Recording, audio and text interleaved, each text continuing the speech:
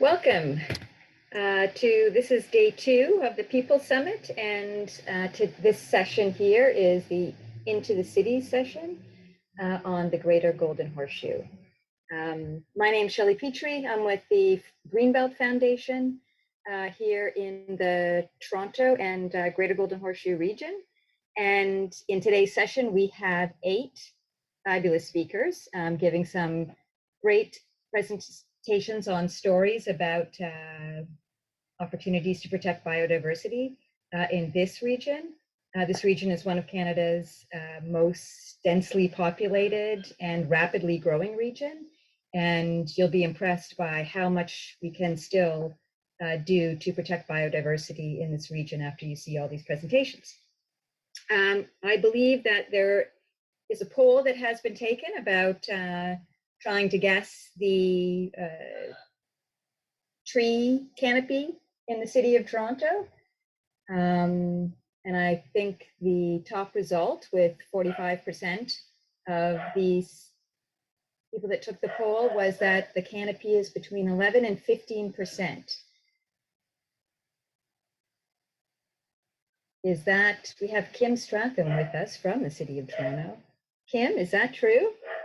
That is, hi Shelley, I'm actually happy to say that Toronto's tree canopy, as a result of our recent 2018 tree canopy study, is indeed 28 to 31%. Yeah. When I look out my window, it looks a lot higher than 15%. Thanks, Kim, and thanks for everyone for participating in that poll. I'd like to introduce the speakers up front. Before we get into the presentations. You should know that all of their bios are on the People Summit website, so we're not going to go through them, but you can access them all through there. First up, we're going to have Dave Pearce. He's the Senior Forest Conservation Manager at Wildlands League. We also have with us Mary Delaney from Landover Landings, and both of them are going to be talking about Rouge Urban National Park. We're also going to hear from Karina Gould, our Minister of International Development, and she's also the MP for Burlington. She's going to be talking about Cootes to Escarpment, as is Tom Wiercioch from the Cootes to Escarpment EcoPark system. So we'll hear about species movement within the park system and the value of that park from a biodiversity standpoint. We're also going to hear from Anne Bell from Ontario Nature. She's the Director of Conservation and Education at Ontario Nature, and she's going to be talking about some new opportunities to protect some significant natural features in this region, including wetlands, which is always a hot topic. And Aviva Patel from the Credit Valley Conservation Authority is going to be talking about protecting biodiversity on a watershed scale. And then we're going to hear back from Kim Statham at the City of Toronto. She's the Acting Director of Parks and is going to be talking about the city's Ravine strategy, which is quite a high profile strategy in the region. We're then going to have, I'd like to introduce Alison Howson. She's our receiver from the Ontario Land Trust Alliance, and she's going to be taking your questions. You can ask questions throughout the session. However, it is at the end of the session where Alison will take some of those questions and put them to the panel. Please be aware that all of your questions will actually be answered as part of the minutes and documentation of this whole People Summit. So even if it's not answered at the end of today's session, you will get an answer to your question. You will probably see me do some time checks with our speakers, and that's all that is just making sure that we stay on time for this session and that you hear from everyone. I'm going to give a quick introduction to this region. The Southern Ontario Nature Coalition, which the Greenbelt Foundation is a member of, along with many of the speakers, the organizations from many of the speakers that you're going to hear from today. We've been looking at the status of biodiversity protection in the Greater Golden Horseshoe and opportunities to increase it over the last 18 months. And these opportunities are going to be presented in a Near Urban Nature report that's coming out soon.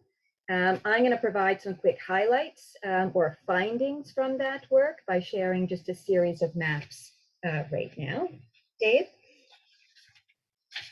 So first, I would like to acknowledge that the lands that we're talking about in the Greater Golden Horseshoe are the lands of the Anishinaabe and the Haudenosaunee peoples, and also home to many diverse First Nations and Métis and Inuit population.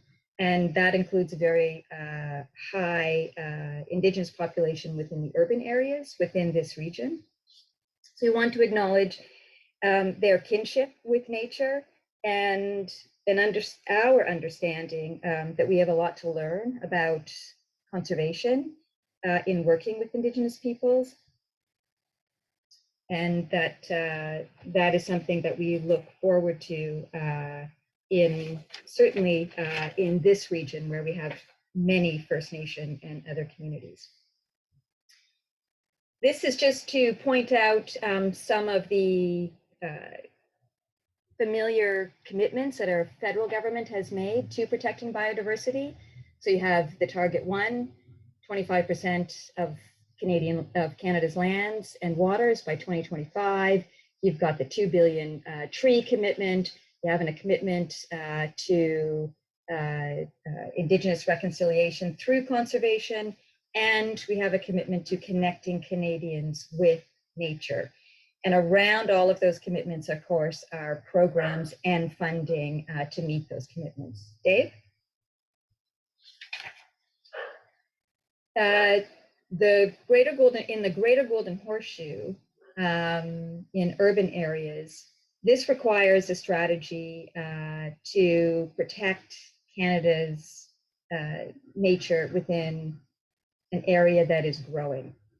And urban growth has considerable influence on biodiversity. It's also an area where we have tremendous competing visions for the use of lands. The efforts to protect biodiversity and the funding to protect biodiversity that the Canadian government and our provincial governments have put on the table may need to be tweaked to answer the solutions that are needed for the urban areas in Canada, largely in southern Canada. The area that we looked at mainly for solutions was not just within cities, but the vast natural areas that surround our cities. And in this region, that includes the Greenbelt, which many of you may be familiar with. And we call this a near urban natural landscape. And there's a lot of potential there. Dave? This is a map of the First Nations communities in this region, and we have started outreach with First Nations in the Williams Treaty and have had some early engagements with 3 First Nations in particular. Dave? This is Nature Conservancy of Canada's report that came out this year that showed the crisis ecoregions. The Greater Golden Horseshoe has 2 of them that make up the entire region, and eco-crisis regions combine a high diversity of species and ecosystems with a high threat level compared with other ecoregions in Canada. So perhaps not a surprise to the audience, but here's the evidence. Dave? This slide shows you what the status of protected areas are in the Greater Golden Horseshoe at this moment in time. It's less than 3%. The orange, of course, is Rouge National Urban Park. The greens are some other provincial parks and wildlife areas. So we have a lot of room to move to get to 30%. Next slide. The good news is that there is 30% natural cover that does remain across this region, largely in those near urban natural landscapes.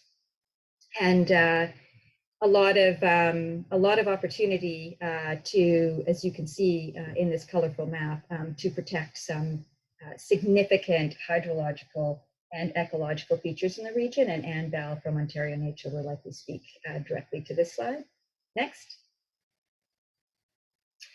This slide here really talks about, or really shows the high value of ecological corridors through this region. Through the center of it in the dark green is the Greenbelt, which does have an intact natural heritage system mapped through it. And really, this shows just a lot of potential to protect biodiversity is going to be based on both, is going to be based on ecological corridors. So those small significant habitats that you saw on the earlier slide, combined with what are some pretty significant corridors on this slide, are really going to make up the plan for how you protect biodiversity in this region. And protecting corridors is a new action area that our governments need to focus on. Next slide. Very quickly, the next couple of slides go through needs. So why, the fact that, with competing land visions or visions for lands in this region, protecting biodiversity is going to need some other motivations. And we have a lot. This one shows motivations for recreation. We have low access to recreation in this region compared to the rest of Canada, but the highest degree of demand for recreation across the country because of the large population. Next slide. This is about a report that has been released where we are tracking towards a shortage in large parks in this region, and that we're going to need at least 15,000 hectares over the next 15 to 20 years to keep up with population projection numbers. Next. We can also dig deeper in finding benefits for the solutions in protecting biodiversity in this region. And this map here, very complicated, so don't stare at it too long, but it really shows that there's some equity and inclusion issues when it comes to access to green space in the region. And that a biodiversity plan can also be twinned with this social need in order to support communities. And next slide, almost the last one. This dives into what you can actually do in some communities where there is low natural cover. And it's a project that's actually happening out in the Credit River Valley system.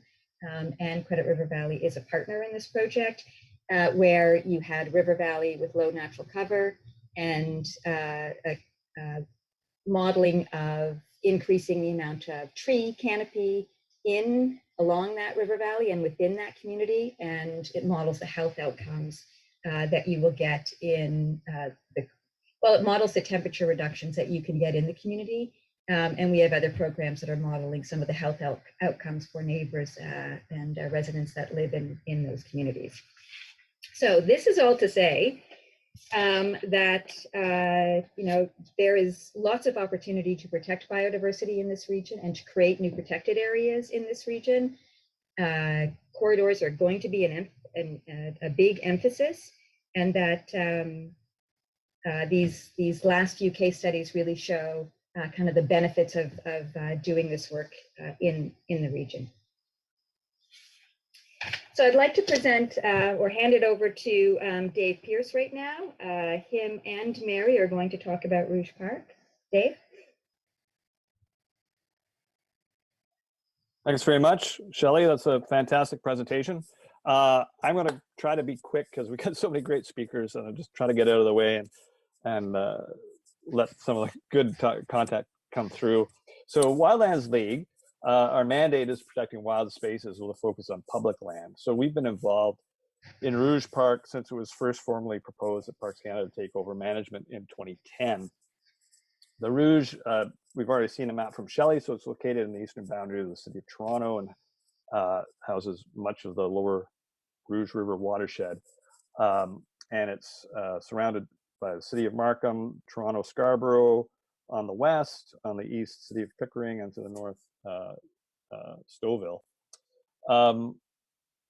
And it's one of the last watersheds to remain free of urban development. So it's pretty significant. It's home to over 1,700 species of plants and animals, including 23 species of risk, and it provides the only protected ecological connection between the Oak Ridges Moraine and Lake Ontario in the Toronto area.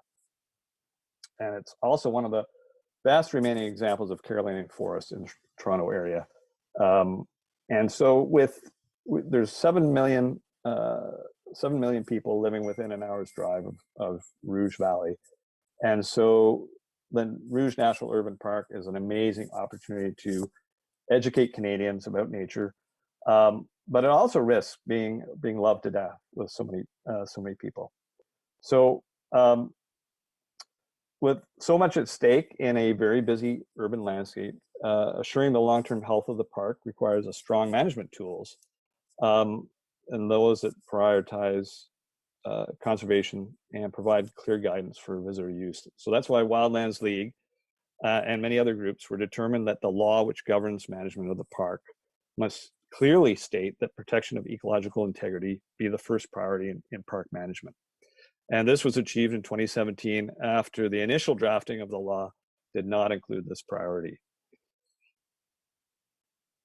Integral to the Wildlands League campaign was our annual Paddle the Rouge event, which we ran 7 years in a row, the last one last year virtually, in order to raise awareness about the Rouge and the need for strong legislation, and also to celebrate the many successes and the expansions of park. And if you're looking at me, I have my Rouge Paddle the Rouge hat, a little worse for wear, but one of my little souvenirs of that fantastic event. We really enjoyed that.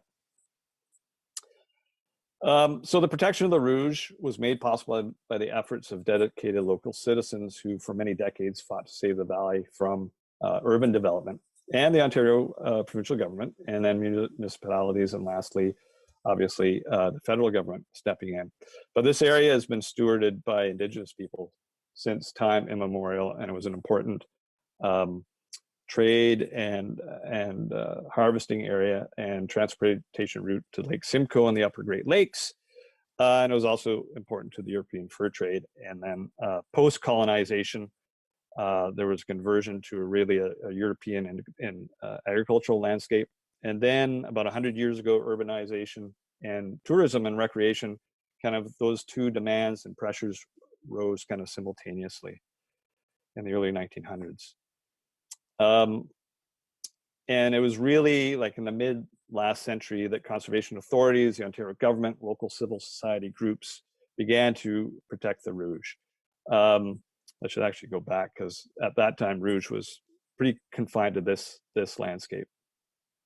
But then eventually it got expanded under a mixture of provincial and municipal lands and adjacent federal lands. And then by 2010, the transfer to Parks Canada began to get moving, and that's when Wildlands League became involved and expanded to the north. And then in 2013, the federal government actually transferred a large chunk of federal lands to the park to the north and the east. And then in 2019, the Toronto Region Conservation Authority transferred the bulk of the remaining lands to make the park kind of 95% complete. And then since then, Parks Canada has been working with local authorities to transfer the remaining lands. So that's the part that was transferred in 2013 from the federal government. So, and all these additions and expansions are kind of important, and I'll get to that later. But in terms of, I'll touch briefly on connectivity. Shelley talked about the Rouge sits within the Greenbelt, that amazing initiative that actually conserves a healthy landscape around the Golden Horseshoe and the Greater Golden Horseshoe. And so it's not been completely isolated by urban development. And so that accounts for much of the reason it's still healthy. So it's connected to the Oak Ridges Moraine to the north, and then through the Greenbelt and those connected areas that Shelley pointed out to from Lake Ontario all the way through to central Ontario, up the east side of Lake Simcoe and into cottage country. And it's also connected to adjacent urban river valley and watersheds in the Greater Toronto area, like Duffins Creek to the east and to the Don system in the west. So you can imagine a wide-ranging species like river otter, which still exists in the Rouge, can roam from the coastal marsh at the Rouge mouth all the way to the headwaters in order to meet all its needs for food, shelter, and space, and refuge from disturbance. So the Rouge actually provides a pretty good model, a national urban park model, for protecting nature in urban areas. And this is something that cities across Canada are frankly clamoring for. Not necessarily a national urban park, but that protected model. And so the model involves an anchor of biodiversity, which is under effective legislative protection, which is the Rouge, but then connected to the wider landscape by corridors that are recognized in policy, like the Greenbelt, and having some level of protection. All the while, having a mandate to improve ecological integrity, and then options for expansion. So unfortunately, that's kind of the good news. The bad news is that the existing level of connectivity and health are not assured, because it could be, that connectivity could be narrowed and threatened by a proposed regional airport. And the noise and the supporting infrastructure would have an impact beyond that regional airport, and could be damaging to the Rouge. So these are the Transport Canada or Pickering lands to the west. And these have been proposed for a regional airport since they were expropriated from farmers and landowners in the 1970s. So if they're developed, as I said, it could pose quite a threat to the Rouge. So Wildlands League is working to ensure that these Pickering lands remain permanently protected. And our preferred way would be including them in Rouge National Urban Park.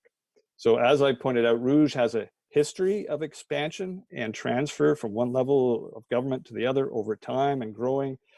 And the ecological imperative, as we've been seeing throughout this summit, and Shelley laid out, especially in Southern Ontario, is there for more protection.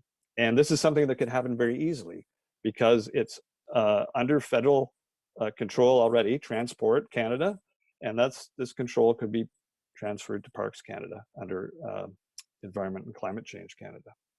So they did it before with the transport lands just immediately to the west there that we talked about a minute ago, and they can do it with the Pickering lands. And this is a model that could work in other areas being considered for a national urban park, like Windsor, where they also have a mix of protection under different levels of government, including a key piece of federal land. So I'll leave it there, and I think Mary's up next. Thanks. Thanks, Dave. And I believe Mary's going to show a video.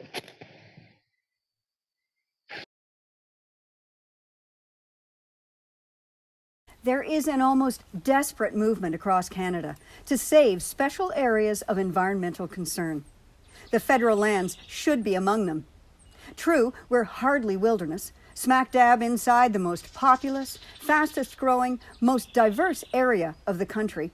But maybe, just maybe, that's precisely why we must be included.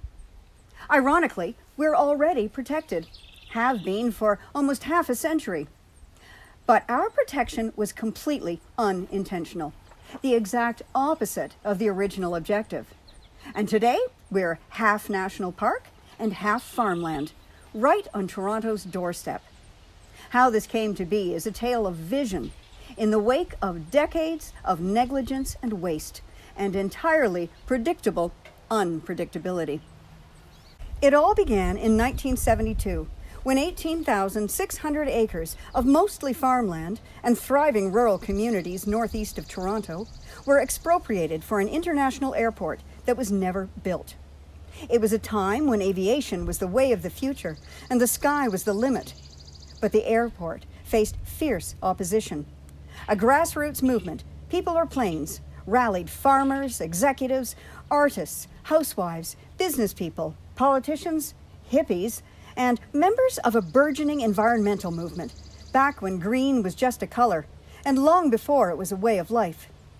POP, as it was known, succeeded in stopping the project in 1975, but the site remains in federal hands, just in case. Over 5 decades, buildings on the lands have only come down. Nothing has gone up. And people have all but disappeared from the landscape. Landover Landing's successor to POP was born in 2005 with the goal of preserving this rich farmland for future generations. We've held on to this objective like a dog with a bone, protesting, petitioning, agitating, campaigning, lobbying to make it happen. 2013 and 2015 were milestones when over half the lands, in 2 parcels, were transferred to the new Rouge National Urban Park, and so were protected. But the 2013 announcement was accompanied by another stunner. The airport was to be built after all, and within shouting distance of the brand new park. While nothing came of that announcement, the airport threat has never died and is regularly resurrected. We have since focused our efforts on the remaining almost 9,000 acres still designated for an airport. Our mission is to convince Ottawa to stop all plans for an airport and other development, and to protect this irreplaceable natural resource in perpetuity. Meanwhile, Transport Canada continues to offer leases to agricultural, commercial, and residential tenants, and farming on the lands carries on. As neighboring areas rapidly urbanize, the lands, streams, forests, and windrows continue to provide vital habitat and refuge to wildlife, and contribute to a natural heritage corridor stretching from Lake Ontario to the Oak Ridges Moraine, a distance of some 20 kilometers. Around here, it's become the stuff of legend that the only environmental assessment done on the lands before the shocking airport and expropriation announcement was a 3-day investigation conducted in winter with snow on the ground. It would be laughable if it hadn't been so negligent and contemptuous. Since then, there have been dozens of taxpayer-funded studies, most of them aimed at proving a business case for an airport. Not one has been successful. A 2004 study for Transport Canada is the only public report that contains a description of the environmental features of the area. A landscape of rolling hills, farm fields, woodlots, and wetlands, partly on the Oak Ridges Moraine. The soils are recognized as Canada Land Inventory Class 1, a non-renewable resource, the best soil there is. Multiple streams cross the federal lands, providing habitat for aquatic species and supporting plants and animals that now call the area home. The site has become a de facto nature preserve. The headwaters for these creeks are on the southern slope of the moraine. While aquifers sustain the water balance, the moraine to the north recharges them as rain and snowmelt percolate through its coarse, sandy soils. Since the headwaters are cool and have dependable levels thanks to the aquifers, they sustain cold water fisheries. The so far limited urbanization in the surrounding landscape has left Duffins Creek one of the healthiest watersheds in the greater Golden Horseshoe.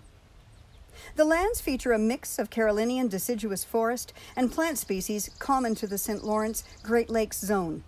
Interior forest habitats are found in wooded valleys. On the eastern side are 2 provincially significant wetlands and 4 historic wetlands. Many remaining wetland areas have yet to be evaluated. The 2004 documentation indicated 142 flora species of concern on the lands and 50 species of fauna. Their distribution is concentrated along the stream corridors and towards the north, where urban disturbances are less frequent and pronounced. In recent years, efforts have been made to establish naturalized agricultural buffers. These critically important meadows provide food and shelter to pollinators and other insects. But perhaps the most significant feature is the absence of people living or working here. Highways and byways crisscross the lands, but aside from mostly seasonal farming, there is very little human imprint on the lands themselves, despite their peri-urban location. Having been privileged to live here, along with the weasels and woodpeckers, wood frogs and milk snakes for over 40 years, I must add that these lands are also beautiful. An oasis in a sea of sprawl. I love them. I love coming home to them, literally crossing the boundary from the concrete and asphalt and noise to lush green and quiet. And I'd be remiss if I didn't mention what lies beneath the lands.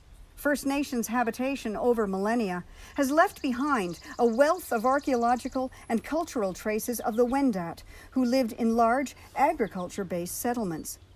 In the mid-70s, when airport construction seemed imminent, 2 locations saw rescue archaeological work. At the most important site, over 1 million artifacts were found. The Provincial Archaeology Unit has registered at least 81 sites and believes there to be many more. Most of the known sites have yet to be explored. It is a sad irony that the climate crisis that threatens us all will likely work in favor of our message. There are reasons why airports are closing and new ones aren't being built, and this was a developing situation even before COVID. Aviation has an emissions problem and no ready solutions. A new airport anywhere during a climate crisis and post-COVID makes no earthly sense. To build one here, of all places, burying these soils under concrete and runways would be unconscionable. More irony. Our battle is not, as you might think, with Ottawa.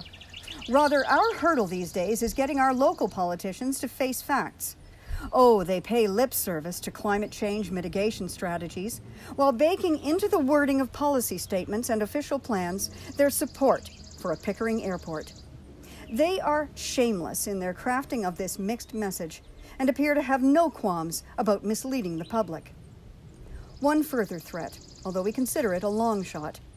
If ever the lands were released, that is, no longer protected by federal statute, it's doubtful they could survive the crushing pressure on governments to rezone the land for urban development. If they did, there would be a feeding frenzy.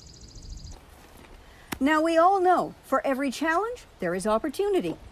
Climate change alone should be enough to cancel any plans for an airport and permanently protect this accidentally protected area.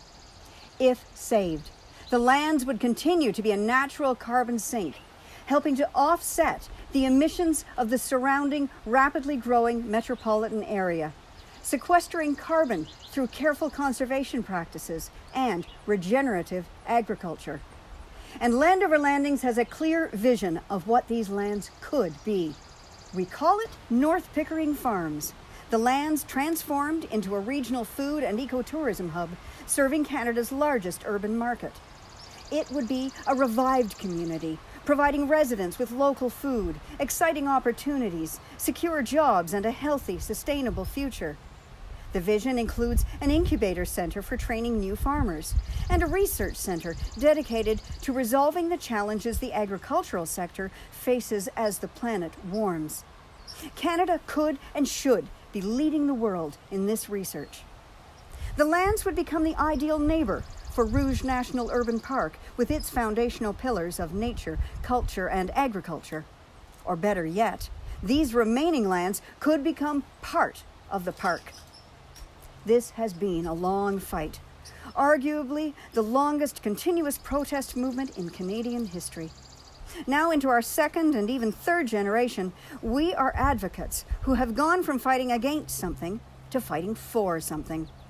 It was the government of the first Prime Minister Trudeau that launched this saga half a century ago and accidentally protected these lands for a future in which the current Prime Minister Trudeau has the opportunity to save them forever. The justification for expropriation was to allow the government to violate the rights of some to make way for a project deemed to be for the common good of all. Back in 1972, that was believed to be an airport.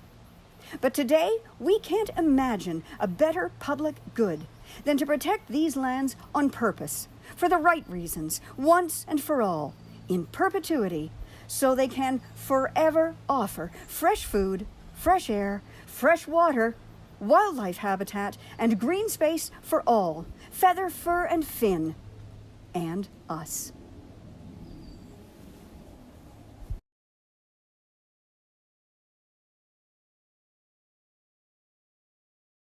Thank you, Mary and Dave. Really terrific work. Fabulous environment. If no one has been to Rouge National Park, It's really a sight to see, as is the lands that Mary was talking about. Thank you both for your presentation. The next two speakers are going to go over to the western side of the Greater Golden Horseshoe, just below the Greenbelt. And these are the lands of the Cootes to Escarpment EcoPark system, another really biodiverse gem within this region. First, we have some words from the minister, Karina Gould, and she has been a big proponent of the Cootes to Escarpment EcoPark system. We have a video from the minister. It'll come up shortly. Hi, I'm Karina Gould, the Member of Parliament for Burlington and the Minister of International Development. Thank you to the organizers for putting today's summit, the People's Summit, together, and thank you for inviting me to be a part of it. I'm joining you today from Burlington, Ontario. Burlington as we know it today is rich in history and modern traditions of many First Nations in the Métis. From the Anishinaabe to the Haudenosaunee and the Métis, our lands spanning from Lake Ontario to the Niagara Escarpment are steeped in Indigenous history. The territory is mutually covered by the Dish with One Spoon Wampum Belt Covenant, an agreement between the Iroquois Confederacy, the Ojibwe, and other allied nations to peaceably share and care for the resources around the Great Lakes. We would like to acknowledge that the land on which we gather is part of the treaty lands and territory of the Mississaugas of the Credit. Today's conversation is all about nature, why it matters to each of us. For me, it is a deep love of our natural environment that I have had since I was a little girl. Growing up on the slopes of the Escarpment with a view of our majestic Lake Ontario, walking my beloved Bruce Trail, and exploring all that our beautiful province has to offer. The air we breathe, the water we drink, the peace we find when in nature. It is our most treasured resource here in Canada, and we all have a duty to protect it. And for me, we must recognize that to do so, we need to address two critical issues: the loss of biodiversity and the fight against climate change. These issues are interlinked and must inform our path forward to protect our natural environment, manage human interaction with it, and preserve it for generations to come. We are also deeply honored that 14 Indigenous nations are sharing their stories this week about protecting their irreplaceable lands and waters. These include Grassy Narrows, Kitchener-Wamekusib Inunuig, Moose Cree First Nation, Wienusk First Nation, Attawapiskat First Nation, Kashechewan First Nation, Mushkawego Council, Shawanaga First Nation, Pick River First Nation, Chippewas of the Thames First Nation, Mohawk Council of Akwesasne, and more. This year's federal budget is the single largest investment in nature in Canadian history and makes possible investment in our cities and rural communities. The Prime Minister on Sunday confirmed Canada's signing on to the G7 Nature Compact.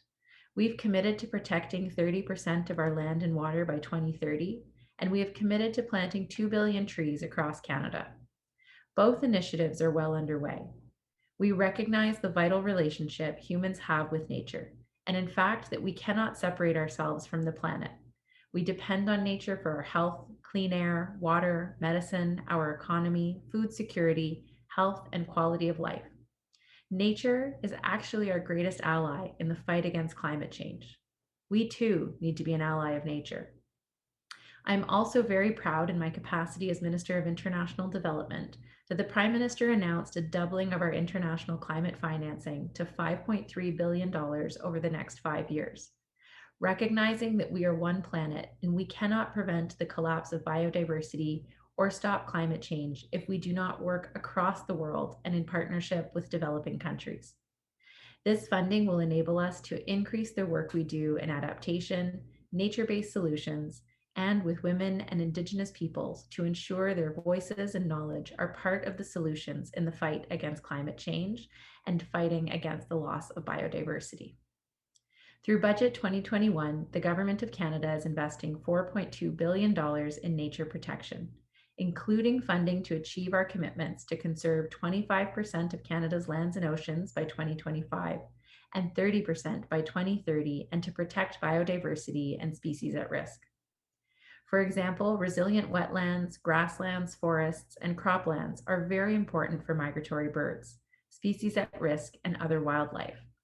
Healthy ecosystems mean clean air and water. They can also buffer extreme events such as flooding and urban heat island effect, reducing negative impacts to human health and safety. Canada is one of 5 countries that collectively hold 70% of the world's remaining wilderness. The funding for nature protection provided in this year's budget will support the conservation of up to 1 million square kilometers more land and inland waters, and that includes in urban areas. There are tangible ways in which biodiversity helps us to tackle climate change, like right here in Burlington. As I said, Burlington is a beautiful community surrounded by tremendous beauty on each of our southern, northern, eastern, and western borders. In the south is Lake Ontario, one of our Great Lakes, one of the largest bodies of fresh water in the world that provides fresh drinking water and contributes to the quality of life and economic development and jobs right here in our community, and for millions of Canadians as well. In the north, east, and west is the vibrant Greenbelt, one of the largest in the world, a permanently protected area of green space, farmland, forests, wetlands, and watersheds. Created by legislation passed by the Government of Ontario in 2005, the Greenbelt is considered a major step in the prevention of urban development and sprawl on environmentally sensitive land in the province. Ensuring that the Greenbelt remains viable and sustainable for future generations is critical to our health, well-being, and the vibrancy of our community and our quality of life. The preservation of the Greenbelt is incredibly important to the people of Ontario, the people of Burlington, to me as the MP for Burlington, and to the Government of Canada, in part because of the incredible jewel that we have right in our own backyard, the Cootes to Escarpment EcoPark.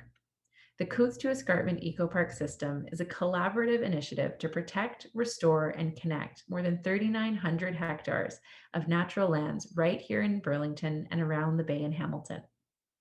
It is one of the most biologically rich areas of Canada, home to nearly a quarter of the country's wild plants and more than 50 species at risk. It is also the last intact ecological connection between Lake Ontario wetlands and the Niagara Escarpment. Our changing climate has reinforced the importance of enhancing our access to nature and to the kind of biodiversity as seen in the Greenbelt and Cootes to Escarpment. During the pandemic, nature was a refuge for all of us. I know for my family, walks in the woods have been a staple, both as an activity during the pandemic, but also to connect with each other and our community. The Cootes to Escarpment EcoPark and other natural areas are crown jewels in otherwise urban areas. I feel strongly that we need to continue to protect these remaining natural spaces that are close to urban environments and do more to renaturalize as much as possible. What I love so much about Cootes to Escarpment is that it is a living example of how humans can help rehabilitate nature. I am proudest when I'm at Cootes' Paradise or the surrounding land and see that eagles have returned to nest. What a powerful emblem of what humans and nature are capable of together. Now it's up to us to protect nature and ensure people have access to more protected natural areas everywhere in the province. It will help us recharge our souls, rebuild our lives, and ensure we are better prepared for climate change and any future pandemics. The Greenbelt is also critical to our source water protection, to enhancing natural infrastructure and flood protection. Because with our changing climate, we know that it is only a matter of time before we see other severe weather events. In fact, in 2014, in my own community of Burlington, we experienced a severe and dramatic weather event that saw 205 millimeters of rain fall in a few hours. Over 3,000 homes were impacted, with $81 million in insurance claims and the destruction of natural infrastructure that impacted the lives of hundreds of families in our community. As your Member of Parliament, I am proud to say that I have, since I was elected, been a voice in Ottawa for the ongoing vibrancy of Cootes to Escarpment, the protection of our natural lands, conservation, and the Greenbelt. I look forward to working with you together as we seize the critical opportunities in front of us to know to prioritize the protection of Cootes, the Greenbelt, and our access to the natural wonders and beauty that we have as Canadians. From Cootes to Algonquin and the waters of Hudson Bay, I am pleased to be with you as part of the People's Summit, a showcase of all of the special places we can protect in Ontario, for the future of our children and for the planet. Thank you. Well, a big thank you to Minister Gould for her words. Tom, you're going to dive into more of the story behind the Cootes to Escarpment EcoPark. Wonderful. Thanks, Shelley. And thank you to the organizers for bringing this great panel together. I'm looking forward to the Q&A and discussion afterwards. So I'll be here talking about the EcoPark system. For the next 10 or so minutes, I'll provide a brief history of how we came together and highlight a novel wildlife corridor research project that we've been working on for the last year and what it means for the next decade of our alliance. Next slide, please. So there's a long history of collaborative efforts to protect natural areas at the western tip of Lake Ontario. Stakeholders, citizens, municipalities, and government agencies talking to each other to keep our green areas intact where we can. From the formation of RBG, the Royal Botanical Gardens, in the late 1800s as a result of strong local input and provincial mandates, the conservation authorities coming into the picture in the 70s and 80s, and smaller NGOs like the Bruce Trail Conservancy and Hamilton Naturalist Club, who are working with private landowners and their own property. We've been talking informally and formally to each other as landowners with a shared interest in protecting nature for a while. Much of this is due to the unique place we steward. Like Minister Gould mentioned, there was an RBG study on their property that suggested nearly 1/5 of Canada's biodiversity, including many species at risk, can be found on the garden's properties. Cootes Paradise Marsh with Dundas to the west, which is the tiny little sliver of water here at the bottom, sort of middle of this map, was proven to be one of the last connections between the Escarpment and Lake Ontario watersheds that doesn't have a 400 series highway crossing it, which is pretty interesting.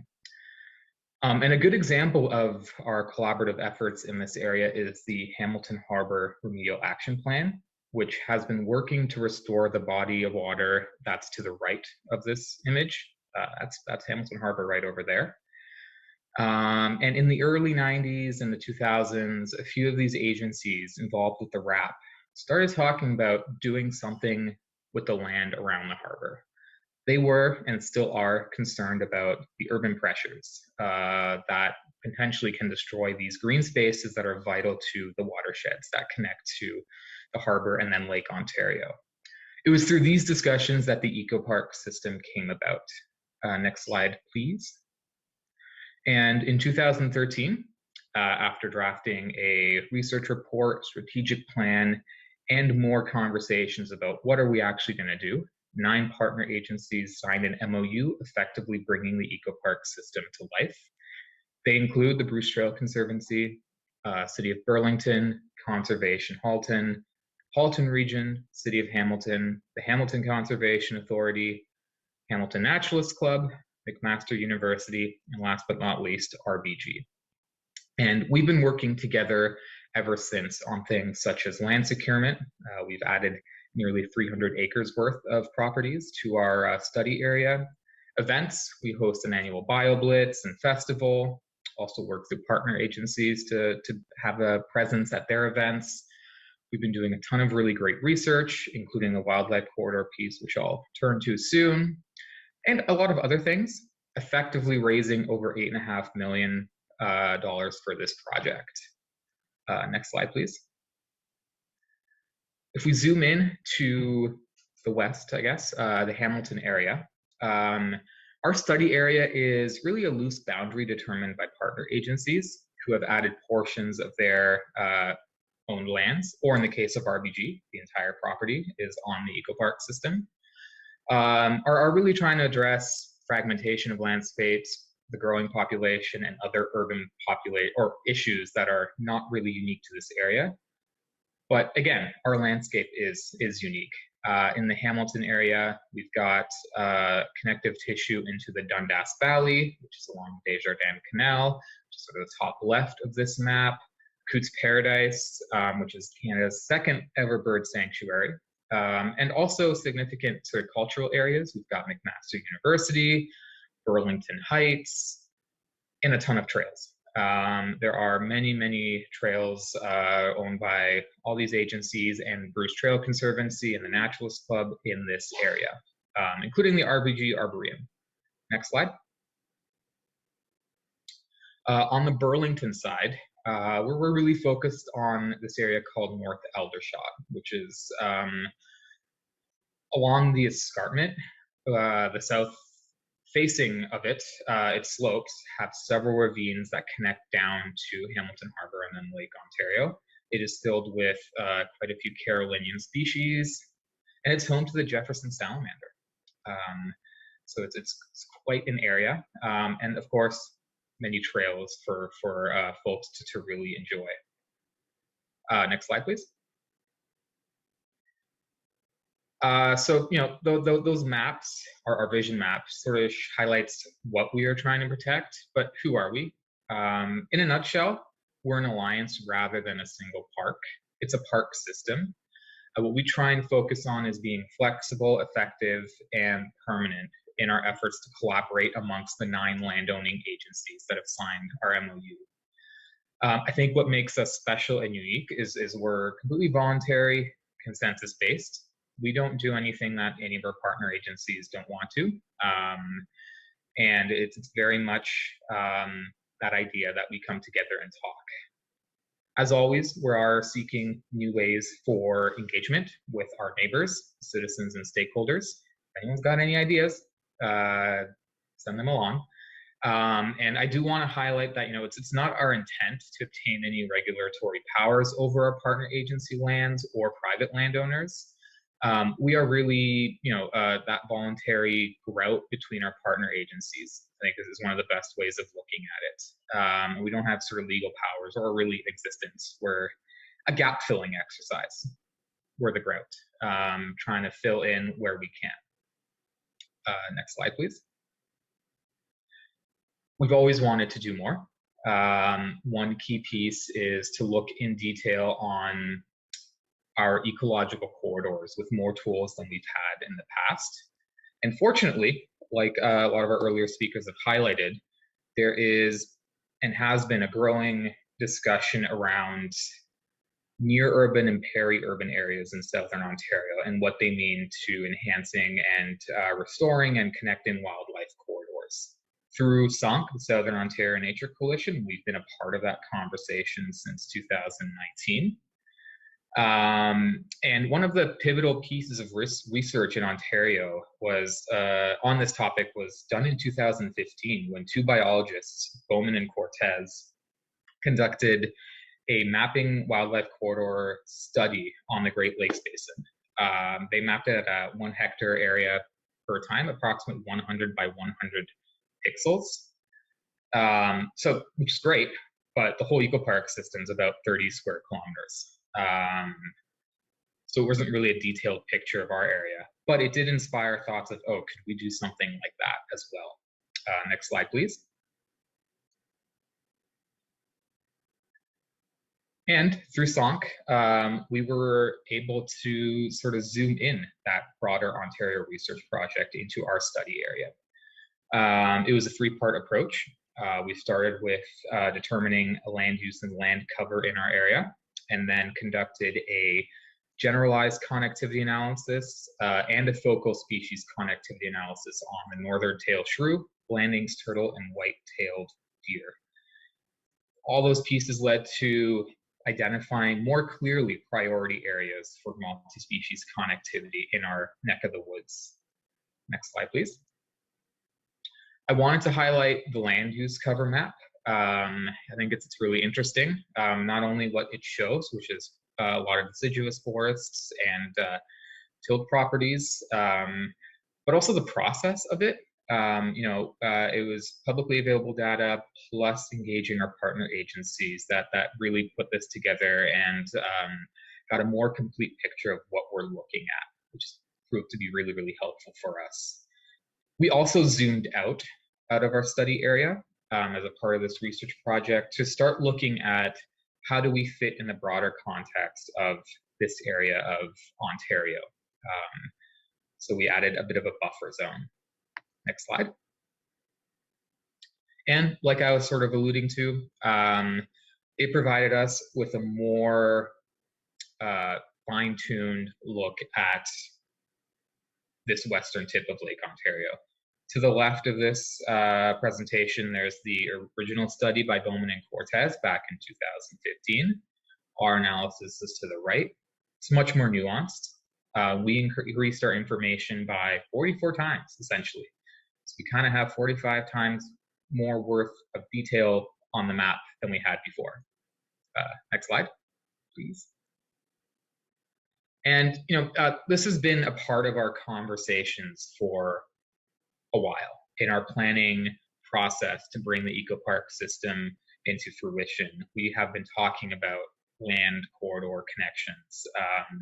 So it was really, really nice to try and put those theories into practice. Next slide, please. Here's sort of what we were thinking loosely when we were talking about this work back about a decade ago. Let's see how this matched up. Next slide. And if you want to click one more again, please. There we go. So the project did highlight a few interesting points that I'll just quickly highlight. Again, it's a very much more refined look at our area. The red arrows in the middle suggest that there is travel between species within EcoPark system properties, connected by culverts and bridges, primarily in those deciduous forest areas of North Aldershot and north of the Cootes Paradise Marsh. What I find really, really interesting is this map does show a few, really only two major pinch points that connect outside of the EcoPark system. Top left, those sort of four smaller arrows going out are going out into the Dundas Valley, which I think is really, really neat.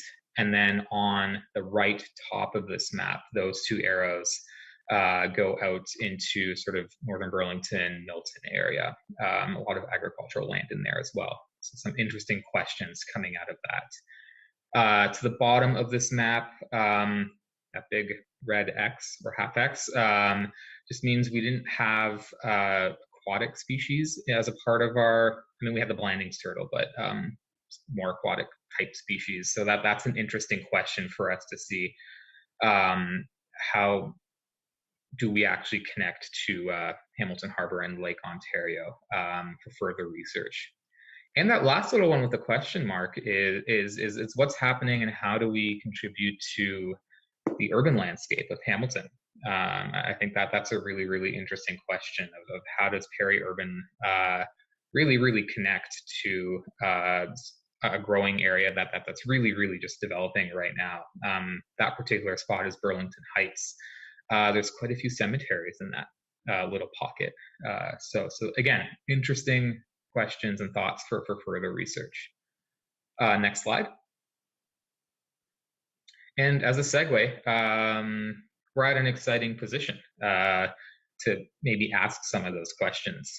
We've just finished our strat plan for the next decade, which really builds on successes and looks ahead for the next 10 years. Healthy ecosystems is one of our strategic priorities. So looking at our restoration and stewardship efforts to date and thinking about what can happen next. Can we incorporate private landowners into the conversations and our neighbors? And how can we do that? Can we do work better within our partner agencies' properties as well? Human experiences, trails. There are quite a few disjointed trails in the Hamilton-Burlington area. Are there opportunities to connect them? And can we increase recreational use appropriately? I think COVID's really, really brought this one to light for us. Innovation and discovery is an interesting one. Maybe there's room here for more peri-urban research. Can we be a living lab for Ontario, Canada, and beyond for these kind of questions that we still have, and maybe a case study for this kind of work? Thriving partnerships. We're always looking not only to make our 9 partners agencies work better together, but looking beyond, I think SONC is a really good example of that as well. And I mean, financial sustainability is pretty self-explanatory. There's lots of projects that we'd love to get off the ground, and making sure we're able to do that is important. But ultimately, at the end of the day, I think our biggest success is, since our MOU in 2013 and before that in planning for the EcoPark system, we've brought agencies together to talk. We've been able to do that for over a decade. I think that's really, really important, providing that platform to have these conversations and really work out where we can work better together on common issues. And I think that's really what the EcoPark system is about. So yeah, next slide, please. And just to finish it off, another thank you for the presenters and everyone around the table. If you have any questions, feel free to ask and email. That's my email right there. That's all I got. Thank you. Thank you, Tom. And I think that last photo you showed was Cootes Paradise Marsh. Is that correct? I think it was Kerncliffe Park in Burlington. Okay, so maybe the marsh is bigger than that. I visited many times, but it sits right underneath the Niagara Escarpment. It's really quite a lovely place to visit, and that is what it's there for too. Is to visit the park system. So thank you, Tom. Thank you to Dave for your flawless page turning. Keep it up. And a reminder to our audience that you can ask questions at any time. Send them to through the chat system. Allison will be reading them, and we will be getting to them after the next couple of presenters. And the next presenter is Anne Bell from Ontario Nature. Anne is going to be presenting on some new opportunities and with protecting some pretty significant ecological features in the region that are often under threat. So Anne, if you'd like to get your presentation ready. Thanks, Shelley, and good afternoon, everyone. I'm joining you today from my home here in Toronto in the ancestral lands of the Anishinaabe, Haudenosaunee, and Wendat peoples, and the current territory of the Mississaugas of the Credit under the Toronto Purchase Treaty number 13. Next slide, please. I'm here today representing Ontario Nature, a charitable conservation organization dedicated to protecting wild species and wild spaces across Ontario through conservation, education, and public engagement. Next slide, please. My presentation today will outline a protected areas opportunity that does apply in the Greater Golden Horseshoe, but I'm looking broadly across the province as well. It's a big opportunity, an opportunity to protect close to 3 million hectares. The focus is in areas of natural and scientific interest, known as ANSIs, and provincially significant wetlands, known as PSWs. These are places that have already been evaluated for their significance, so their importance has already been recognized by the Government of Ontario. And more specifically, my focus today is on ANSIs and PSWs located on unceded Crown lands. In other words, lands that we don't have to purchase to protect. Next slide, please. Before going any further, I just want to clarify the two key concepts, ANSIs and PSWs, just in case people in the webinar are unfamiliar with those concepts. ANSIs are places that have been evaluated and designated by the Ontario government as significant representative examples of landforms or biodiversity. For example, pictured here is the Brighton Provincial Wildlife Area ANSI, designated as a significant example of the beaches, spits, and bluffs of the former glacial Lake Iroquois. Next slide, please. Oh, sorry, can you go back, Dave? Actually, I had something else to say about ANSIs.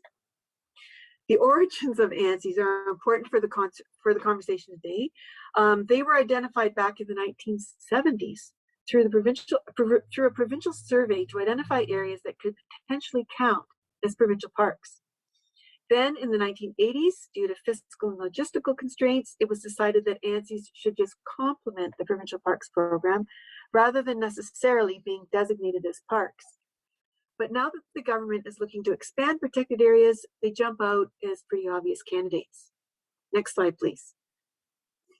So PSWs are wetlands that have been evaluated and designated based on diverse criteria listed here, but that include, wildlife habitat, species at risk, flood and groundwater control, water quality, and recreational opportunities. Next slide, please. Both ANSIs and PSWs enjoy a certain level of protection through provincial policy, though they fall short of the level of protection needed to qualify as protected areas towards Canada's Target 1 that we've heard about today. Policies for ANSIs and PSWs don't fully address harmful activities such as resource extraction or infrastructure development, and existing protections are not always upheld. For example, to the dismay of many wetland champions, the provincial government has on several occasions recently overridden the strict prohibition on development PSWs through the use of ministers' zoning orders. Oversight and management of ANSIs and PSWs are also lacking for the most part, and they are not protected for the long term.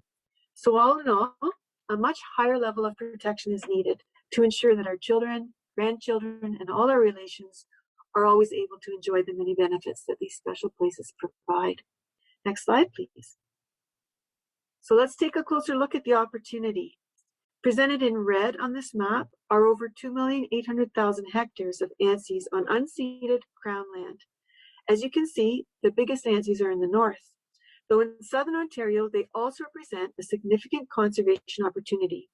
Over 57,000 hectares in a part of the province where most of the land is in private hands and less than 1% is protected. And almost another 100,000 hectares if you push northwards towards Sault Ste. Marie. That's Ecoregion 5. Note that more than 840,000 hectares of these ANSIs are on unceded Crown land within close proximity to existing provincial parks and conservation reserves. So that's a really interesting opportunity to expand existing protected areas in Ontario. Next slide, please. Presented in green on this map are over 100,000 hectares of provincially significant wetlands, PSWs, on unceded Crown land. As you can see, the opportunity is more heavily concentrated in the south, since that's where most of the wetland evaluations have taken place. Again, considering that less than 1% of our lands and waters are protected in southern Ontario, this represents a significant conservation opportunity. Next slide, please. So let's focus in on a moment. Let's focus in for a moment on the GGH, the Great Golden Horseshoe. This map shows all PSWs and ANSIs in the region. That includes, on private lands. In fact, the majority of them are on private lands. But still, for such a heavily developed, heavily populated, extremely biodiverse part of the province, 71,000 hectares of ecologically significant lands and waters on unceded Crown land is an incredible opportunity. As Shelley mentioned earlier, this is one of Canada's crisis ecoregions, and so we really need to look closely at this opportunity. Next slide, please. To give you a taste of what this looks like, here's a map of the Holland Marsh Provincial Wildlife Area, and that's the bright blue spot in the middle of the map. 573 hectares of unceded Crown land right in the GGH next to Lake Simcoe. It overlaps with ANSIs and PSWs and lies within the Greenbelt and the Lake Simcoe Protection Plan. And yet it's vulnerable. It doesn't count towards Canada's target. As is typical of provincial wildlife areas, it's not permanently protected and it's not carefully managed and monitored to ensure that biodiversity is conserved. Next slide, please. So I hope I've made a case here for conservation and for the opportunity. It's a big one. The next question, though, is how to actually realize that opportunity. Pictured here, by the way, is Jack Lake north of Peterborough. The Crown land surrounding Jack Lake has many wetlands, and all of those that have been evaluated so far have turned out to be PSWs. It's a priority candidate protected area in our view, but that has yet to be accomplished. Next slide, please. I wanted to stop for a minute to just touch on this notion of unceded land, since I've been talking about it all the way through my presentation. Any path forward on unceded crown lands in Ontario will require consultation with and the free, prior, and informed consent of affected First Nations. This concept of unceded lands is not well understood by most of us, but in the summer edition of Ontario Nature magazine, which just came out last week, there's a short article introducing the concept by Tom Cowie, who works in the Lands and Resources Department at Hiawatha First Nation. I highly recommend that you take a look at this article, and I've provided the web link here. As Tom explains, whether under treaty or not, these lands were never signed away by Indigenous peoples. The intention, dating back to the Treaty of Niagara in 1764, was always to share the lands, not surrender them, and that's why we talk about unceded crown lands. Next slide, please. It should go without saying that realizing this opportunity that I've outlined will require cross-cultural dialogue among conservation stakeholders and Indigenous rights holders. Among other things, we need to discuss appropriate options for conservation. In some, if not most cases, Indigenous, protected and conserved areas might be desired. But in other instances, it could be that provincial parks or conservation reserves might be preferred. That needs to be figured out, and it will take some time. Next slide, please. So the conversations will take some time, and in the meantime, we need to try to secure interim protection. For example, through regulation under the Public Lands Act. This is what was done about 20 years ago during the Lands for Life process, when conservation reserves were first established. The regulation under the Public Lands Act ensured that new conservation reserves would be off limits to resource extraction. Eventually, of course, the conservation reserves were fully protected under the Provincial Parks and Conservation Reserves Act, passed in 2006. But that regulation under the Public Lands Act provided the interim protection that was needed. And I think we could do that with our PSWs and ANSIs. Why not, if we want to go down that road? Next slide, please. There are other things to work on that would be an opportunity actually to grow the opportunity that ANSIs and wetlands protect. There are thousands of hectares of candidate ANSIs in Ontario. So let's complete the designation process and make them, ANSIs, simply. Similarly, let's get our wetlands evaluated. It's crazy to think that even in Southern Ontario, only about half of our wetlands have been evaluated. A relatively simple step would be a policy to require that wetland evaluation occur prior to granting development approvals or resource extraction permits.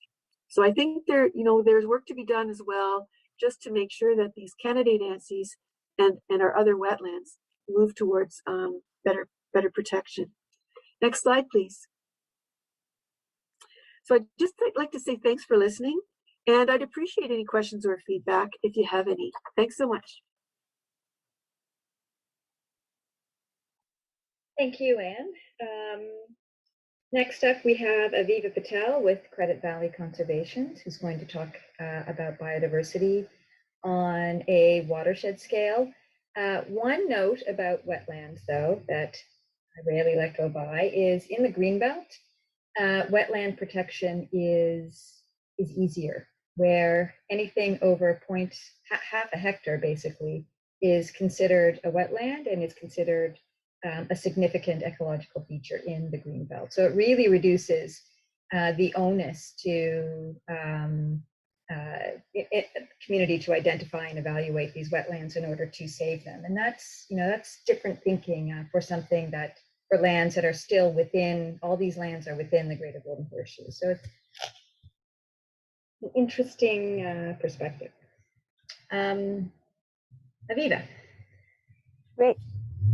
Thank you, Shelley, and to the organizers, and good afternoon, everyone. Today, I'm going to explain how watershed-based agencies such as conservation authorities can play a role in achieving international biodiversity targets that are the focus of this summit.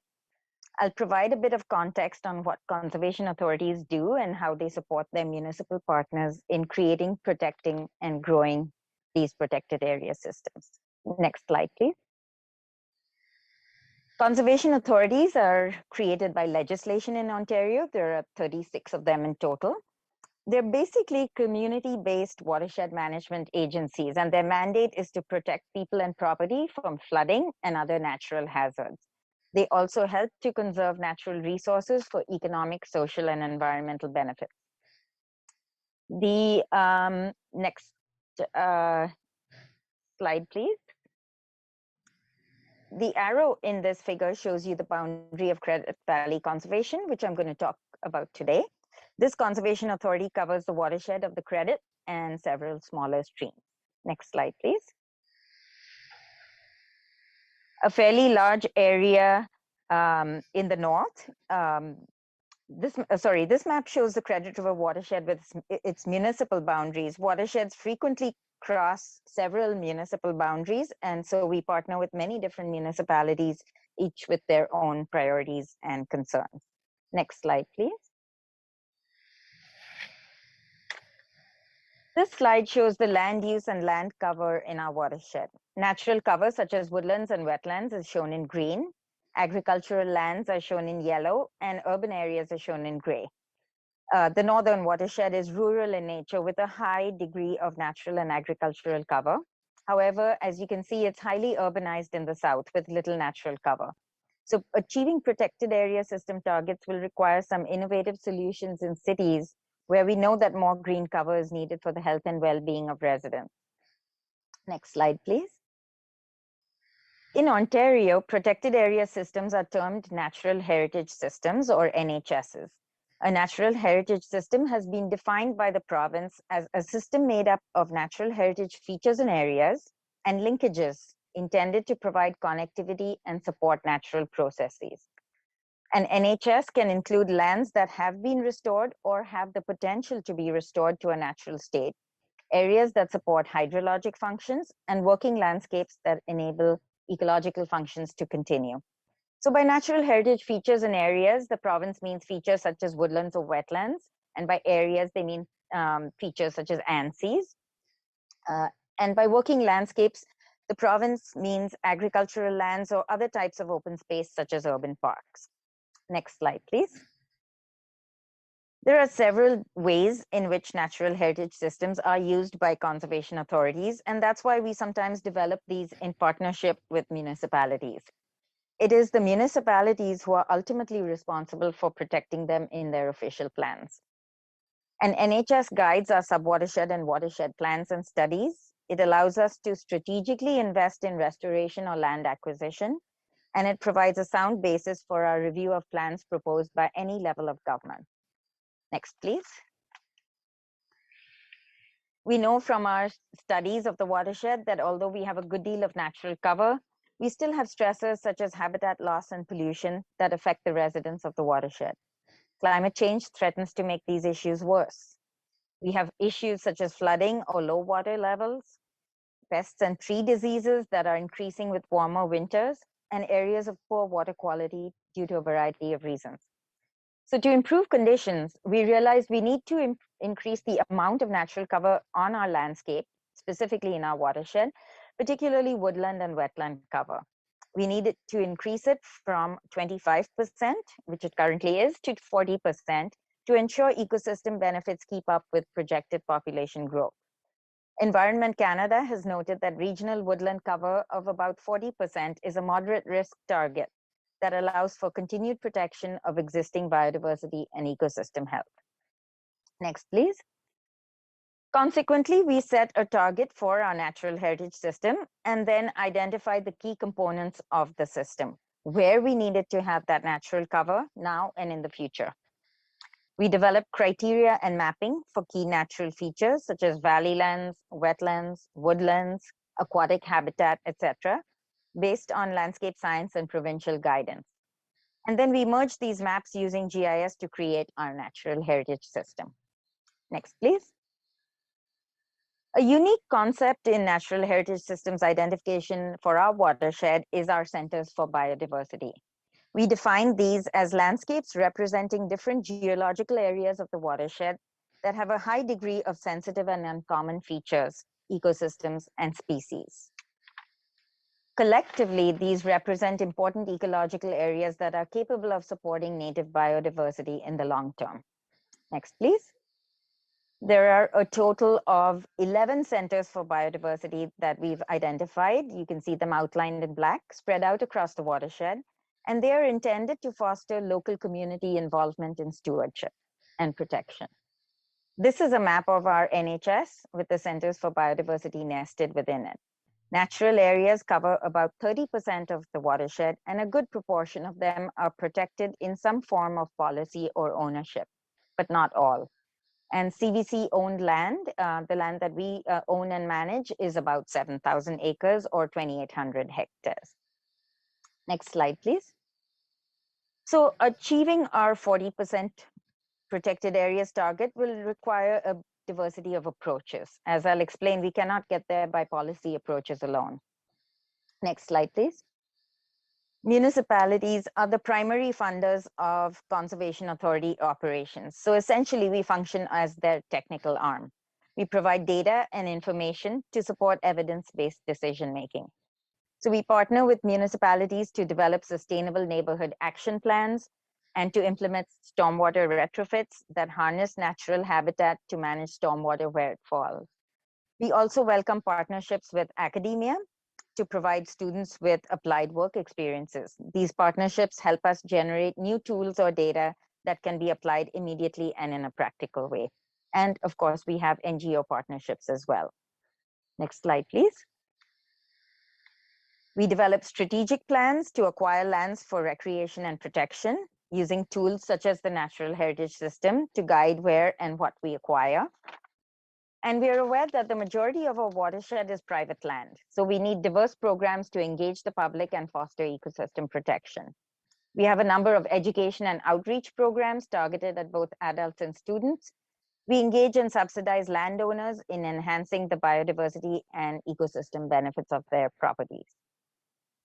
And we engage the public in data collection through citizen science initiatives, such as our Butterfly Blitz, which is now in its third year. This helps us gather valuable data for our watershed and also build awareness of the need to protect our biodiversity and the ecosystems that support it. Next, please. And looking forward, some trends and tools are emerging that support municipalities and conservation authorities in achieving protected areas targets. There's increasing recognition of the need to protect pockets of habitat in urban areas that lack sufficient natural cover. Green roofs and naturalizing manicured lawns are some examples. Recent studies show that by protecting natural areas, we can achieve significant greenhouse gas reductions. So there are clearly opportunities to achieve biodiversity targets through climate change initiatives as well. Internationally and increasingly in Southern Ontario, biodiversity offsetting policies are being developed. When a protected area or a portion of protected area system is lost, there's the opportunity to replace that land base and the functions that that lost ecosystem provides through a transparent and science-based process. We need to start implementing those types of guidelines. And finally, what's particularly noteworthy is the recognition of natural heritage features as municipal infrastructure that requires an asset management plan. The requirements and timelines for asset management are now laid out in Ontario Regulation 588/17, Asset Management Planning for Municipal Infrastructure. So again, there's another opportunity for achieving protection in a different way. And last slide, please. That's where I'll leave it for now. Thank you for your time, and I'm happy to take any questions either now or during the discussion period. Thank you. Thank you, Aviva. Now we're on to our last presenter, Kim Statham from the City of Toronto, who's going to present on Toronto's Ravine strategy. This being the last presentation, yes, if you do have any questions, please log them with Allison so that we can get to them shortly after this presentation. Thank you, Shelley, and thanks to the organizers of this great summit and day, and thanks to all of the other speakers in this session. I am the Acting Director of Urban Forestry for the City of Toronto, and it is my responsibility to lead the implementation of Toronto's ravine strategy and its role in protecting what I think is Toronto's greatest resource, which is our ravines and natural areas. Next slide, please.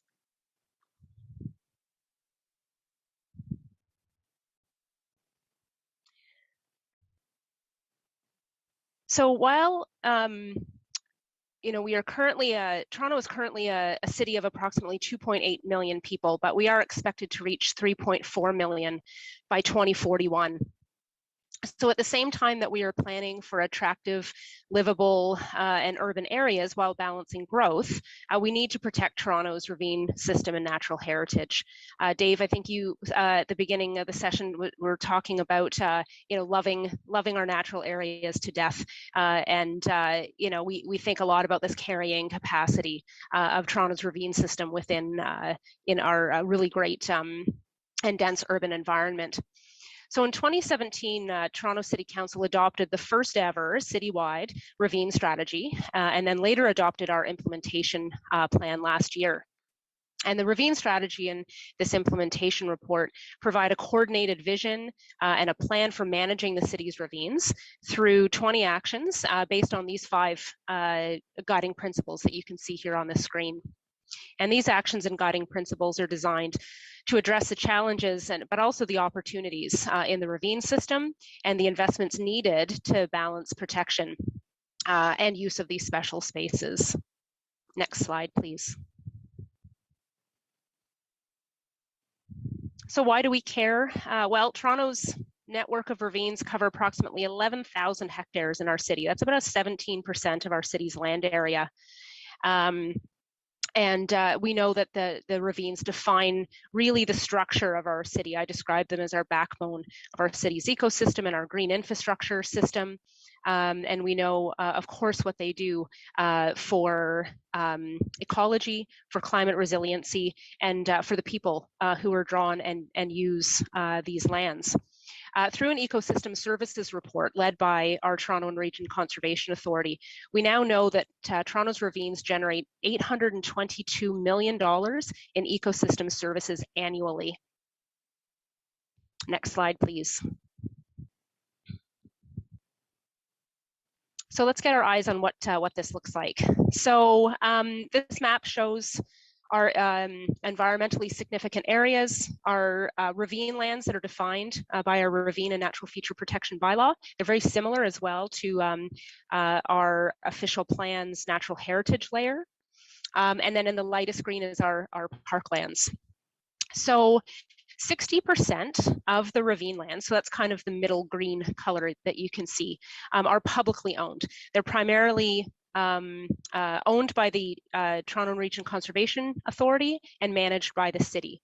So the remaining 40% of this 11,000 hectares is owned privately. So a mix of landowners, including public institutions and private property owners. And 2/3, or approximately 5,700 hectares of ravines 2/3 of our city's parks are located within the ravines. And I think what this map shows too is just that the natural north to south ecological corridors that the ravines play for habitat connectivity through our city. Next slide, please, Dave. So let's see how this fits kind of in the bioregional context. So as most folks probably know, but in case you don't, Toronto is located on the north shore of Lake Ontario, and we our bioregion in this urban area is surrounded by Greenbelt. And certainly we've been talking lots today and in this session about the Greenbelt, which protects natural features and agricultural lands. And I think what's most obvious in this map is 2 things for me. One is that the layer of kind of partnerships and how all of the different interplay of protected areas come together to form natural lands in the Golden Horseshoe, but also looking at the river valleys through these major urban areas on the north shore of Lake Ontario. Specifically for Toronto, all of our headwaters lie outside of our municipal boundary. And we are at the downstream of many of our own watersheds. The Humber, the Don, and the Rouge specifically are the three major watersheds. Next slide, please. So the next 3 slides, I just really want to highlight, with the theme of protected areas in the province and in this area, kind of the 3 pillars, I guess, if you will, of kind of why we're protecting this land and how and really for what reasons. So focusing here on ravine and ecosystem health. 34% of Toronto's 11 million trees, or as I revealed earlier through the poll, are 26 to 31% tree canopy cover.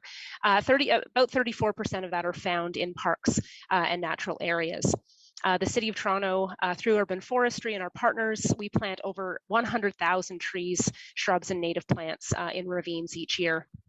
And I think most significantly to highlight is that 87% of Toronto's 86 environmentally significant areas are located within our ravine system.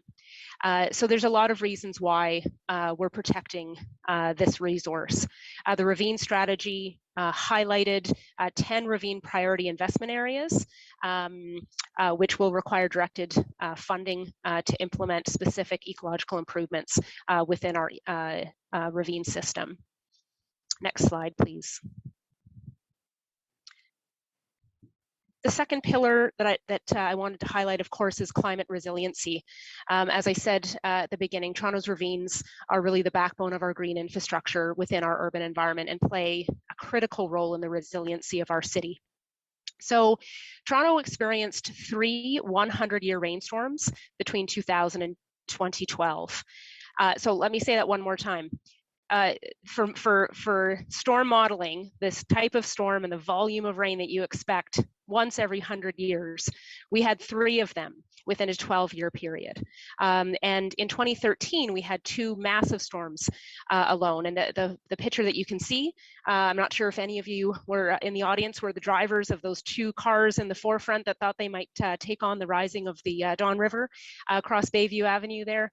But this was the July 8th, 2013 storm, which resulted as the most costly weather-related event in Canadian history, according to the Insurance Board.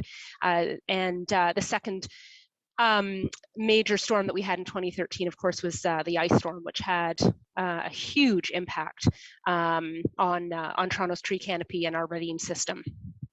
So we know that climate change is impacting the stability of Toronto's waterways. And while the ravines are acting in the way that they're geologically set up to be for flood conveyance to the lake, it certainly is resulting in massive flooding and severe erosion, which is threatening our public and private infrastructure. Next slide, please. So the last area that I just wanted to focus on related to protection of course, is related to human health and connection to nature. So when I gave you the $822 million in ecosystem services annually, that figure includes estimations related to increased recreation and reduced rates of depression, mental health, and avoided healthcare costs related to inactivity. And this natural heritage that we have in Toronto is, of course, our best connection to Toronto's rich Indigenous culture and history. And I'll speak on that a little bit in a next slide. Two key flagship projects through the Ravine strategy that we're focusing on this year and beyond, related to connecting people to nature and providing sustainable, passive and active recreation opportunities is the Meadowway. Dave, I think I saw that on your slide as well. Project of the TRCA and the Weston Foundation, a massive hydrocorridor connectivity project that will connect Rouge National Urban Park to the heart of Toronto's downtown, and the Loop Trail, which is an initiative with ourselves and the TRCA and Evergreen, which is a trail system to connect across several river valleys, also linked to the Meadowway. So two massive projects underway to better make the ravine system accessible to our urban population. Next slide, please. So I think what's been obvious in a lot of the presentations today is that partnerships are key for protection of lands across the province. And in this slide, I just wanted to highlight that partnerships are key to investments and leveraging funding across many sectors and multiple organizations.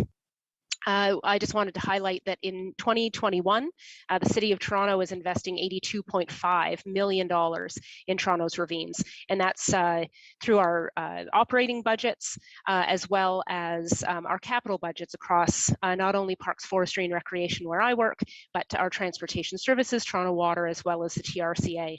And this estimate of investment supports park enhancements, storm damage repair, reconstruction of trails, multi-use cycling, pedestrian, and public realm improvements, and watercourse erosion mitigation projects to protect both the gray and the green infrastructure that exist in our ravine system.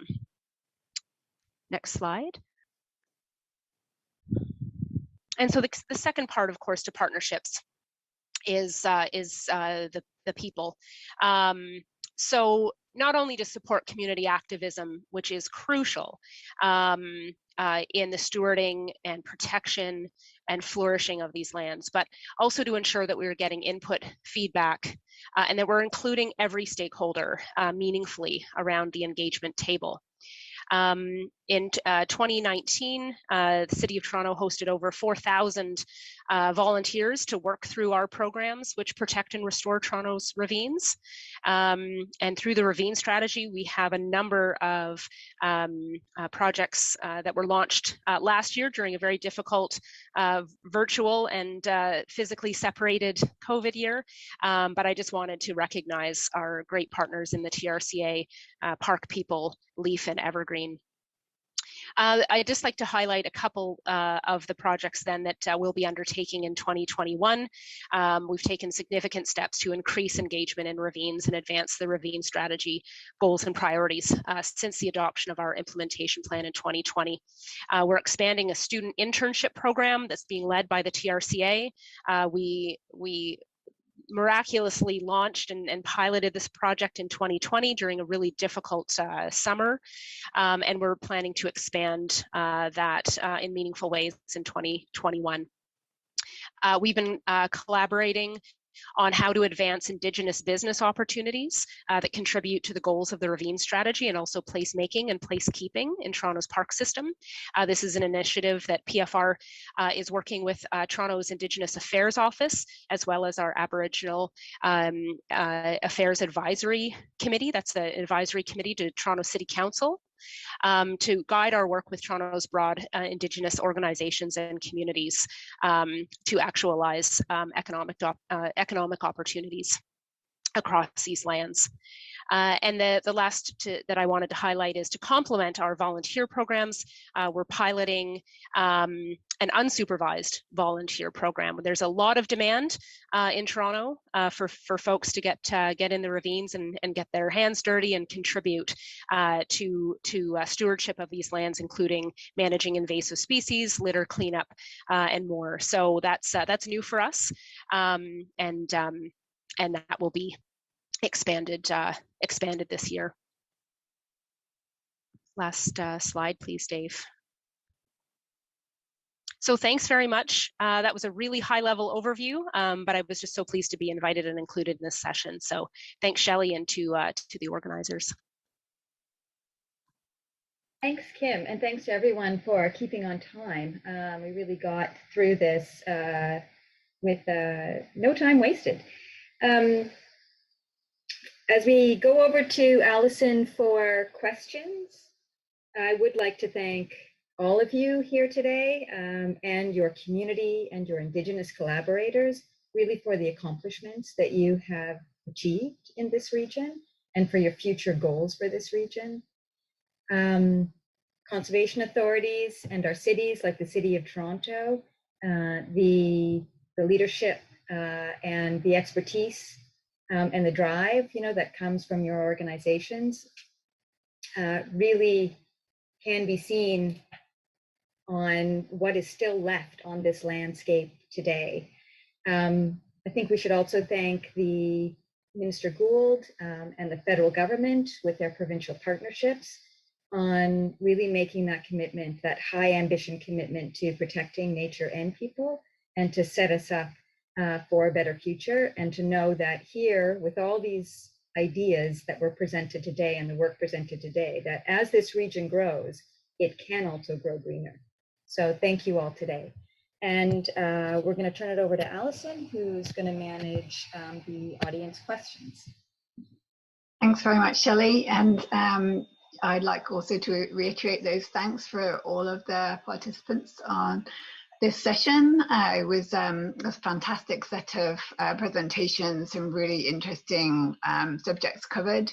It's fantastic to hear about the amazing existing partnerships there are creating new protected areas like the Rouge National Urban Parks, and opportunities to expand those areas, thinking about the Pickering lands, and possibilities also for existing candidate ANSIs and PSWs to move into stronger protection, with some consideration and thought about how those policy changes could be made to really make a simple change to increase the protection for different types of properties that we have already been identified as being ecologically important. So that's a really wonderful set of presentations to share. We also learned about the importance of partnerships and public engagement in the Cootes to Escarpment and in Credit Valley Conservation and the Ravine strategy, the essential role that Indigenous communities and the public and voluntary programs can play in strengthening existing protected area partnerships, or in areas where the lands aren't necessarily formally protected, but there's really strong partnerships to ensure that the lands are protected and enhanced and shared with the community. These are all really, really, really fantastic projects and partnerships that you were able to share with us today. So I really appreciate that. I'm going to go now to the poll that has been asked. The poll was, did you know about the Greenbelt? I'm happy to say that overwhelmingly the vast majority of respondents had some familiarity or had some knowledge or definitely knew about the Greenbelt. There's very few that didn't have any knowledge about the Greenbelt, so that's fantastic to hear. It's a very important part of the local community in Toronto and the Greater Golden Horseshoe area. So it's great, and it's really valuable, a really valuable asset to the people of this region, but also for the conservation of the natural environment in this area as well. So I'm going to go now to a couple of questions that we have. The first one is a lightning question for all of you. So if you could just take just a very, maybe just a sentence to answer this question as best you can. Is nature in urban areas important to you personally, and why? So if we could go to Mary first. It's vitally important. Having lived on the federal lands now for over 40 years, I can tell you that those of us who are there consider stewardship to be one of the prime goals of living on the lands. And we have personally planted thousands, literally thousands of trees, and that is a commitment to the future. Thanks very much, Mary. Shelley, you're up next on my screen. Yes, from my family's perspective, it makes us healthy and happy to have a lot of nature in Toronto, and it helps us learn about the natural world because you can see quite a bit while you're out in nature, even in Toronto.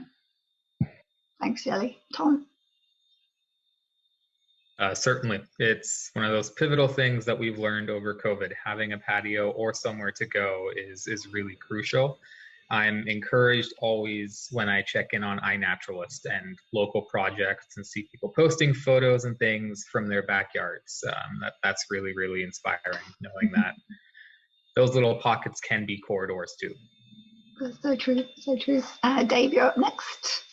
Yeah, it's our backyard. We back onto Taylor Creek, which is a tributary of the Don River, and it's fantastic. And I see nothing but potential in terms of restoration and connection, and the resilience of nature is just always astounding. So great. Thanks, Dave. Anne, over to you. Honestly, I couldn't live without it. I have to be outside every day in nature, or I just cannot be a happy person. I hear you. So true. Aviva, your thoughts? Yeah, and then the others have said it best. It's been an absolute lifeline for me and my family during COVID. We have to get out for our own mental health and well-being to just see nature. As Tom said, I submit things on iNaturalist when I see some neat things as I go along my way. And it reminds me that even these urban areas, they occupy lands that were Carolinian forest, relatively rare remnants today. And you still see bits of those on the landscape. And so they are worth protecting, whatever their size, and they do contain biodiversity that needs to be protected. Mm-hmm. Well said, thanks, Aviva. And Kim? Absolutely, nature is critical to me and my family. I started as a kid playing and getting dirty, actually in the RBG and Hamilton Arboretum grounds. Then I began my career getting dirty by implementing restoration projects in the ravines, and now in this policy and more strategic planning role in my career. While my fingernails aren't dirty in the spring planting season, I certainly do and get out all the time, because this is what I've, and all of us, it seems, have dedicated our lives and careers to. So this is it doesn't go too far from all the work and that we do and how we live every day. Thanks very much, Kim. Okay, next question for you. I'll just open this up to anyone who is interested in answering. So how does ecological protection weigh with accessibility, particularly as we look at COVID and the increase in park and public spaces use? How do you feel that what do you feel we can be doing to balance that accessibility and the importance of having people in nature and the importance of protecting ecologically sensitive areas? Anne? I'll just say that this question of access completely underlines the importance of protecting more natural spaces. Our public parks, our ravines, Cootes Escarpment Paradise, etc., like those places are publicly accessible, and they are near big population centers. So we need to protect more. We need to make more of these areas accessible. We cannot see them continue to be lost, which is exactly what is happening. We have to stand up, just the way that the people did around the Duffins Creek wetland. Stand up. Don't let those important areas be lost. Same with the Pickering lands. Don't let those areas be lost. They have to be protected. They have to be accessible to everybody forever. So you're, in terms of balancing accessibility, like making sure that there's areas accessible for nature, but also protecting ecologically sensitive areas, your answer to that is we need more protected areas so that the pressure on those areas is reduced. Is that correct? Yeah. Okay, thanks, Anne. Anybody else have anything else they would like to add to that question? Kim? Sure, I can just add that, through the Ravine strategy and our guiding principles, we realized that protect was really, while we had 5 principles, protect was really the main one. Because if you don't have those lands that people want to access and connect with, then what is it? What's it the goal and what's that for? One of the things that we talk about specifically related to balancing is and really it's been a nod from kind of the federal and provincial park system, which is like this code of conduct. So when you're in Toronto's ravines, what should you be doing as a good steward of those? And it's about staying on trails. It's about not disturbing natural areas and wildlife. It's about packing in what you pack out. And so we've been trying to communicate through our social media and of course our community groups on what that relationship is, that people should be enjoying and accessing these lands, but they have a responsibility in their stewardship as well. That's a great answer, thank you. Anybody else want to weigh in? Aviva, go ahead.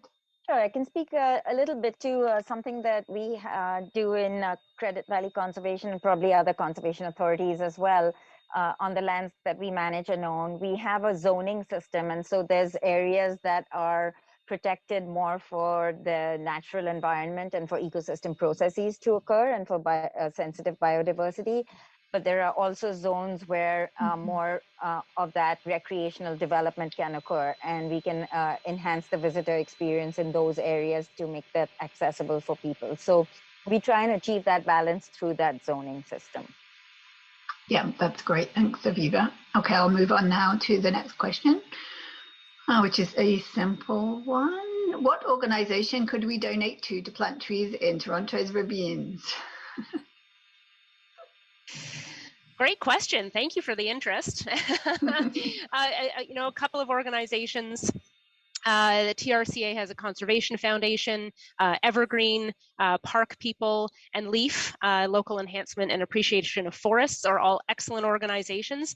LEAF is also a partner of ours for planting on private land, because that's an important way to expand our canopy as well. Great, thanks, Kim. Okay, the next question. What is the interaction that all of you are having with the provincial government, and what is the result of that? Are you being listened to? I'll just leave that as an open question if anyone wants to weigh in.